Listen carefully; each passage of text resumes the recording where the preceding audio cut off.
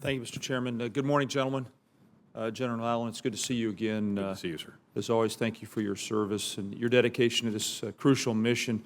When Senator Jack Reed and I were in Afghanistan last fall in October, we talked at length about plans for this year's campaign and about particularly the training plan for the Afghan National Security Forces. I want to make sure you have the resources to recruit, train, and equip a viable security force.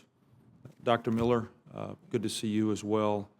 I want to make sure also that the administration and the DoD are in the process of developing models and plans for after 2014, after the NATO combat troops have left Afghanistan. I have to tell you, I believe that insufficient contingency planning for what might happen after the Taliban were routed in 2001 and after Saddam Hussein's regime fell in 2003, then led to these long, irregular wars of the last decade. And I want to be absolutely certain we're not going to make that same mistake by failing to plan and prepare for post-NATO Afghanistan. So in that spirit, I know we've been justifiably focused on the counterinsurgency mission, training the ANSF, rooting out corruption in the Afghan government, and working through a lot of other issues with an eye on the 2014 step back. I'd like to talk about what happens after 2014. What capabilities will the Afghan Army have? What missions will they be able to perform? In other words, do you envision the Afghan National Security Forces as a defensive force or one that's capable of going after the Taliban and actually disrupting their operations? Sir, let me start with that. The ANSF that will ultimately be fielded, the 352,000 person force at the end of 13, will continue in force for some period of time after 2014.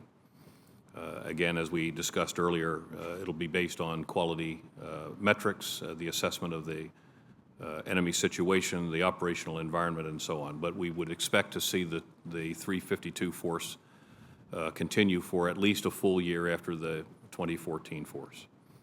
The nature of the force that we envisage now will be a force that will be primarily capable of conducting counterinsurgency capabilities to continue to deal with what we're calling operationally significant insurgent capabilities. So wherever we may find that there is still an insurgent threat, the capacity of that force will be focused on continuing to deal with it.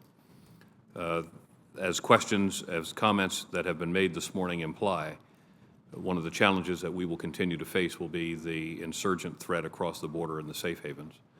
The nature of the force as it is currently envisaged to be disposed around the country based on the operational environment may require that more of that force ultimately be disposed to be deployed in the eastern and southern portions of the country than had been originally imagined. But I think that's fine. As we're talking through this now with Afghan leadership, and of course it'll ultimately be their decision, but we're actually having conversations out to the end of 14 now on our bilateral campaign plan, and we're beginning to have discussions about the period from 1 January 15 till the other end of 17.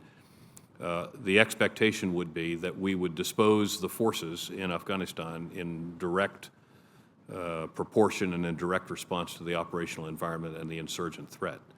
The expected force will ultimately be a force that has sufficient policing capacity to provide protection to the population, and an Army and an Air Force that have the capacity to move sufficiently quickly to the point of requirement, either back up the police as necessary or to conduct additional counterinsurgency operations. And so we're looking for a force that has those balanced capabilities, sir.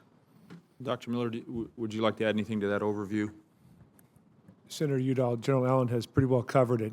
I would say that we understand what the composition is to be of the 352,000, with 195,000 ANA and 157,000 Afghan National Police.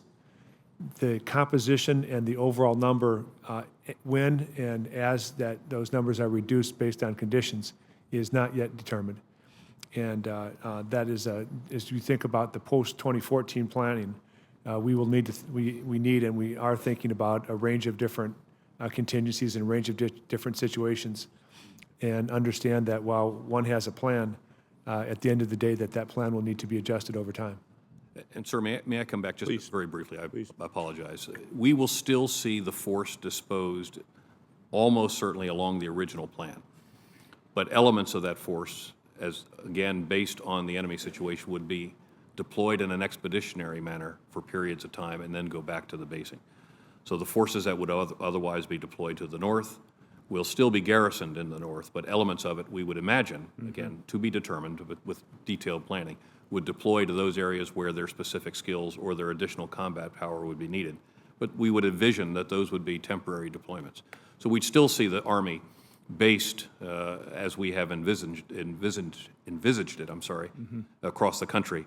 But the force would mass as necessary to deal with those operationally relevant insurgent hotspots. So if we don't see a broad reconciliation process, peace talks, the Taliban included in the Afghan national government, these forces would be prepared to take the fight in a counterinsurgency construct to the Taliban, to the Haqqani network and others who would have as a goal to undercut the stability and security of Afghanistan. That's correct, and they are demonstrating those capabilities already. Today. On those capabilities, who's responsible for determining what those capabilities for the Afghan National Security Forces should be, and then for measuring that progress toward meeting those requirements? Is that you, General? Is it the MOI, the Minister of Interior? Who all are involved? Well, clearly they are measuring them as well, and we compare those measurements. Within the ISAF forces, it is both an assessment that is done by the NATO training mission in Afghanistan, but it's also an assessment that's done by the operational commanders. Talk a little bit more about the Afghan local police. And you shared with us last fall your plans and hopes there, and the ALP seemed to offer an opportunity as well. It is, I think, a substantial contribution, frankly, to the security of Afghanistan. The ALP does a number of things for the campaign. The first is that it provides the opportunity for Afghans to defend themselves. They're not militias. They're not individuals that are hired apart from a local population, then inserted into that population. Our special operators will go to a village or to a town. They'll spend some time living with that population. They'll ultimately, in conversation with the leadership of that population, they'll determine that they seek to be basically mobilized as a community to defend themselves. When they make that decision, and it's their decision, when they make that decision, then we begin to recruit the Afghan local police.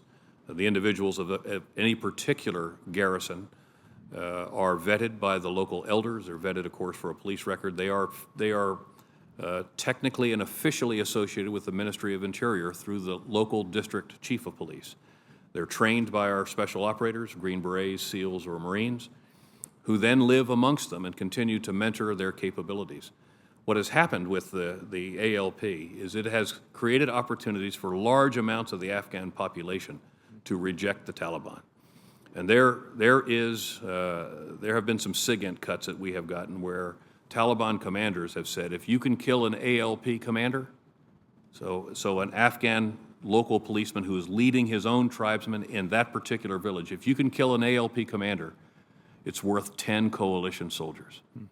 The Taliban are very threatened by the ALP because the significant terrain, the key terrain in a counterinsurgency is the human terrain. And the Afghan local police deny the human terrain to the Taliban. We're only about halfway through in the fielding of the force. We're at about 12,000 now. The force will grow to an envisioned strength of 30,000.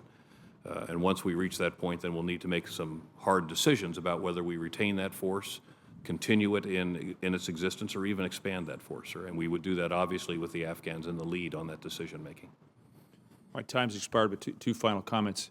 The power of this concept, I think, is very significant. It works within the tribal structure in Afghanistan. It's not comparative in a sense to the Sunni awakening in Iraq, but there are elements of this that engage the local population and fit, again, a tribal worldview. So count me as somebody who wants to support this going forward. Thank you, Senator. Secondly, again, I just want to underline the need for post-2014 contingency planning so that we don't see ourselves involved in a long, irregular war over the next decade. We're going to continue to have a presence in Afghanistan. There's much at stake. We don't want to be attacked again, but we can, I think, learn a lot from what's occurred over the last 10 years in Afghanistan and in Iraq so that we set this the right kind of stage as we hand off the country to the Afghans. Thank you. Thanks again for your service, both of you. Thank you, Thank sir. you.